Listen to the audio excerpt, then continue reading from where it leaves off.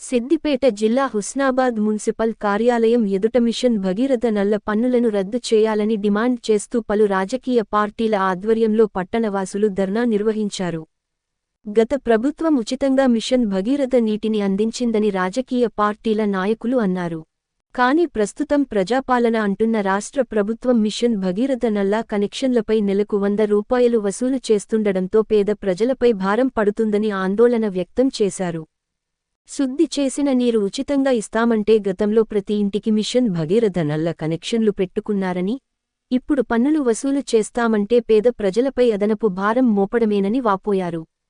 స్థానిక మంత్రి పొన్నం ప్రభాకర్ స్పందించి రాష్ట్ర వ్యాప్తంగా ఉన్న ఈ సమస్యను ముఖ్యమంత్రి దృష్టికి తీసుకెళ్లి మిషన్ భగీరథ నల్లా కనెక్షన్లపై పన్నును రద్దు చేయాలని కోరారు. లేకుంటే ప్రతిపక్ష పార్టీలన్నీ కలిసి పెద్ద ఎత్తున ఆందోళన కార్యక్రమాలు చేపడతామని హెచ్చరించారు.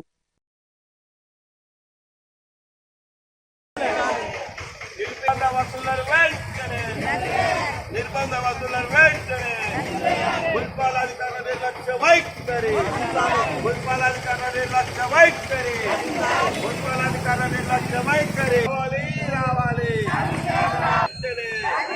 బిల్లులను వెంటనే రావాలి బిల్లులను వెంటనే నీటి పన్నులు వెంటనే నీటి పన్నులు వెంటనే నీటి పన్నులు వెంటనే నీటి పన్నులు వెంటనే పేదలపై భారం మోపుతున్న నీటి పంపులు వెంటనే నిశ్చిత నీటి పన్నులు వెంటనే వైఖరి కమిషనర్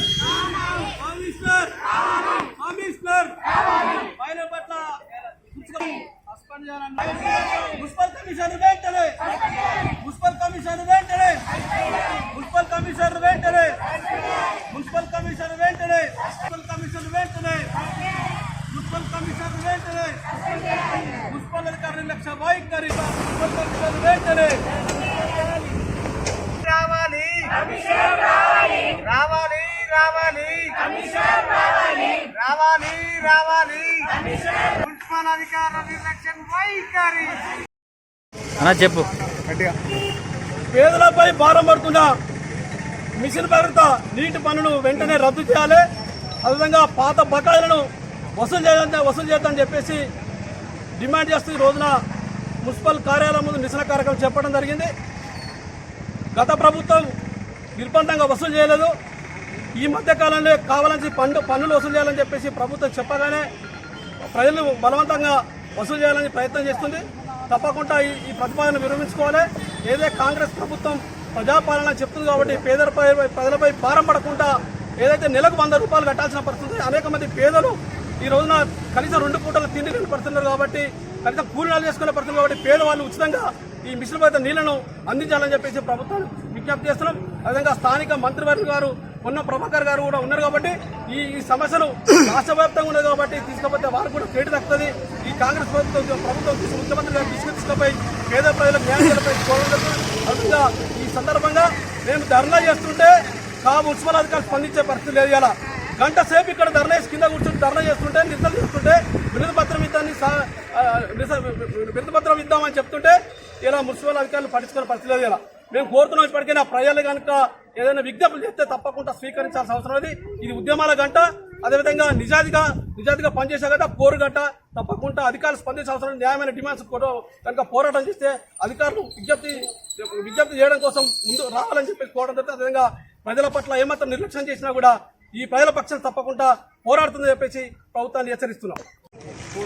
అంతా కూలి చేసుకుంటే ఒక్కరోజు కూలి చేసుకోకపోతే మాది పూట గడవదు. ఎప్పుడు కూలి అప్పుడు చేసుకుంటే వాళ్ళకు 100 మంది బిల్లు అంటే మాతోటి కాస్తారని అధికారులకు విన్నపించుకోవడం జరిగింది. మేమంతా కూలీలం కాబట్టి మేము అధికారులు స్పందించి పొన్నం ప్రభాకర్ గారు దీన్ని వెంటనే స్పందించి మాకు ఏదైనా ఒకటి న్యాయం చేయాలని మేము కోరుకుంటున్నాం.